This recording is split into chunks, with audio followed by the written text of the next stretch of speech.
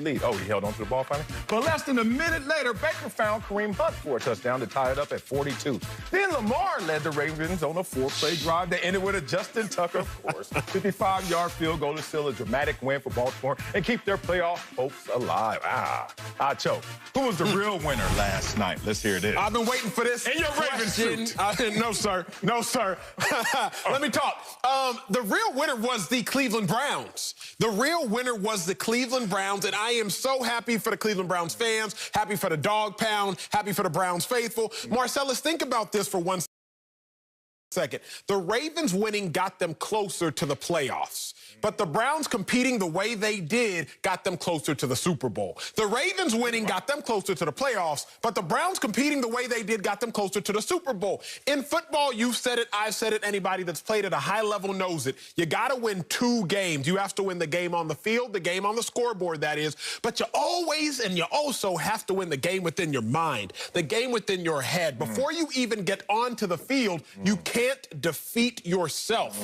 The Cleveland Browns are not 32 points worse than the Ravens, because that's what Week 1 showed. The Cleveland Browns are not 31 points worse than the Steelers, because that's what the scoreboard showed if you talk off talent alone. But when you're talking about the psyche of the Cleveland Browns, they were 32 points worse than the Ravens Week 1. Okay. They were 31 points worse than the Steelers. So what did I need to see, Marcellus? What you need to see? I needed to see the Cleveland Browns go against the Baltimore Ravens and show themselves more than showing me that they can compete. Sal, I got hurt 7 times out of 8 years. 4 years college, 4 years pro. I got hurt 7 times. I tore my groin, tore my MCL, tore my meniscus. I broke my thumb. I tore my quad. I tore an adductor muscle. Why am I telling you that? Because when you get hurt, when you come back, even if the body is fully healthy, Marcellus, you got to convince the brain that you're fully healthy. Physically, you might be healthy, but you got to convince your mind that you are as healthy as you are physically. The Baltimore Ravens, the Cleveland Browns are good, but they got to convince themselves that they're good. And that game yesterday finally convinced themselves that they are as good as a team like the Baltimore Ravens, which Week 1 the scoreboard did not show. So that's why, for me, I understand the Baltimore Ravens won the game. Good for them. They're closer to making the playoffs. But the way which the Browns competed, it showed that they're closer to making the Super Bowl. Okay. The real winner last night was the team that won the actual game, the Ravens. Like, the question is so simple. I don't know why you got so philosophical. I had to get deep. Who the real winner? I had to get deep. The real winner is the obvious winner, the one that won the game, the Baltimore Ravens, and Lamar Jackson at the quarterback position. But I will go to your argument first, just to cancel it out real quick. The Cleveland Browns looked good last night. Look great. Yeah, they look good. In the game of greats, they look good. They look better than. They improved from Week 1. All right, I choke. But you know what? Good is not good enough in this league. If you're going to make it to the playoffs and make some noise, you need more if you're the Cleveland Browns. We saw the Cleveland Browns go out there yesterday, give a valiant effort. Looked like, Baker Mayfield had some stats, even though he didn't really have the moments to support those same stats. A lot of issues with the Baltimore secondary and them being able to even line up 11 guys on defense, guys playing out of place. You can see Marcus Peters, now he was supposed to be on the field, still on the field. Things of that nature allowed Baker Mayfield and this Cleveland Brown team to catch up. But this was a game that was pretty much in control from the beginning. We saw Cleveland go down on the field, score. We saw all of a sudden that match. And then the middle part of this game, 34-20, Lamar Jackson running around, killing them with his legs, ends up winning the game with his arm. But this game looked like it was in control. Then the injuries occurred on the secondary. All of the issues. We're talking about cramping, the cleats, the calamity of issues that happened to him, confusion everywhere. All of a sudden, you see Baker Mayfield and the Browns sneak back up in this game and made it an epic game. Last night was a movie. It was a movie. But I am not focusing in on the losing characters in this movie. I'm focusing on what I saw from the winning character and Lamar Jackson. My last point on this lap is simple.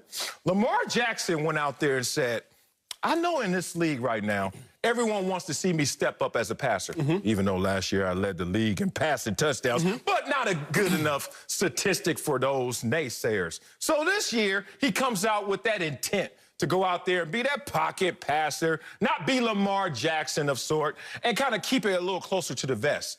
But then you heard Greg Roman and others say, Lamar, be you. And I think Lamar even watched the rookie and Jalen Hurts in his first start.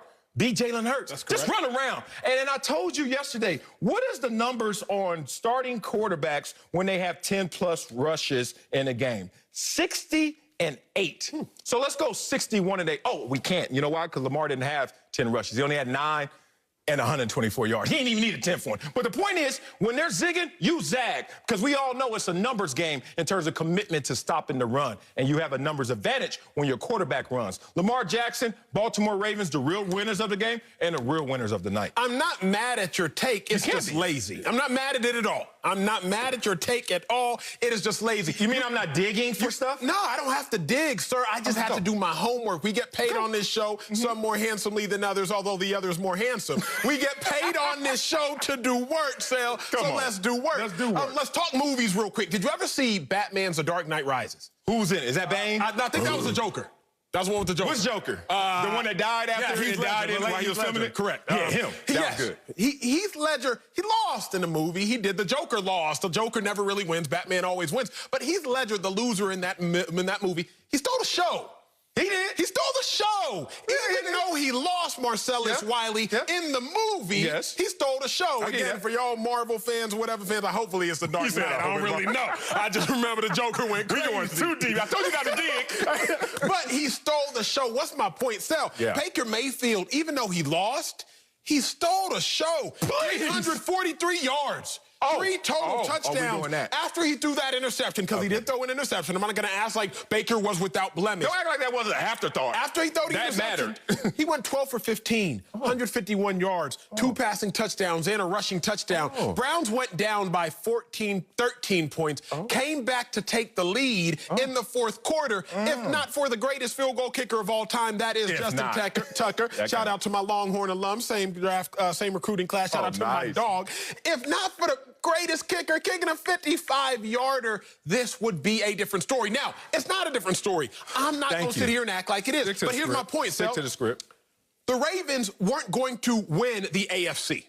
The Ravens weren't going to win, excuse me, the Browns weren't going to win the AFC. The Browns weren't going to outdo the Chiefs. Right? You got 4 games left. I don't know, but the Pittsburgh Steelers, we thought the division was over. But even still. And the Steelers has come back to the Browns were going to be hard-pressed to even win the AFC North. Okay, now we're talking. They weren't going to win the AFC, hard-pressed to win the AFC North. So what could they have accomplished statistically yesterday? Minimal to nothing.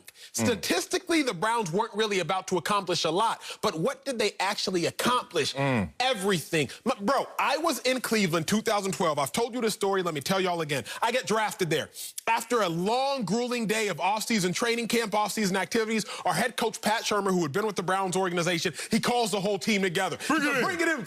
There it is. There it is. Bring it in. Bring it in, guys. Fists up, fists up, fists up. We all up there. He said, hey, gentlemen, if y'all continue to practice like this, if y'all continue to prepare like this, we'll look up at the end of the season, we'll be 13-3. We'll be 14-2. Everybody's kind of like, Wait, did you just say if we're perfect, we're still going to lose games? I'm thinking to myself, did he just try to hype us up and say, even if we're perfect, we're going to lose? Marcellus, you have to understand, if you've been in Cleveland, if you've practiced at 76 Lou Groza Boulevard, if you've been a Browns fan, you realize there is a losing mentality. You walk on the field against the Steelers and the Ravens, and you're like, we can't even win. What I'm telling you is, that mentality is no longer there based off the game yesterday. The mentality of Baker Mayfield being a losing quarterback, no longer there after the game yesterday. Congrats to the Ravens. They won on the scoreboard. But you know as well as I do, winning in the head, winning in your mind, it will be more important the next time around.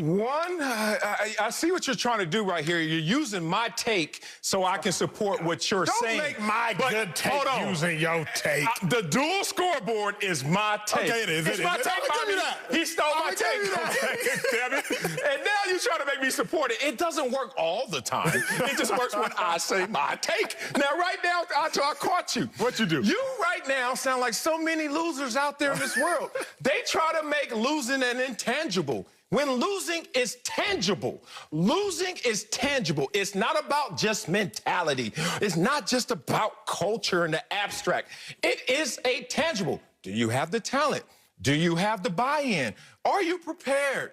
Did you execute? Tangible things that we can actually go out there and see results manifest. You try to make it about these abstract things. So in a losing performance, how in the hell do you now come to the realization that you're a winner? It makes no sense. Look, tell me if this is a losing opportunity for confidence as you try to make it. Baker Mayfield is 1-8 in his career when he has 40 or more pass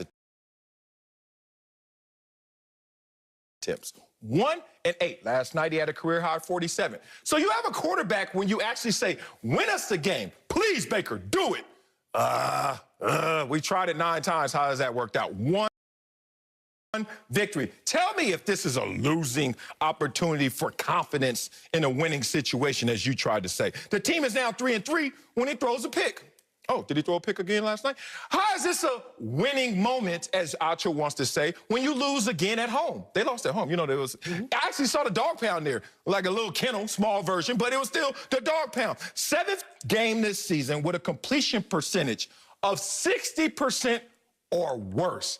Baker Mayfield once again. Did he throw for over 60%?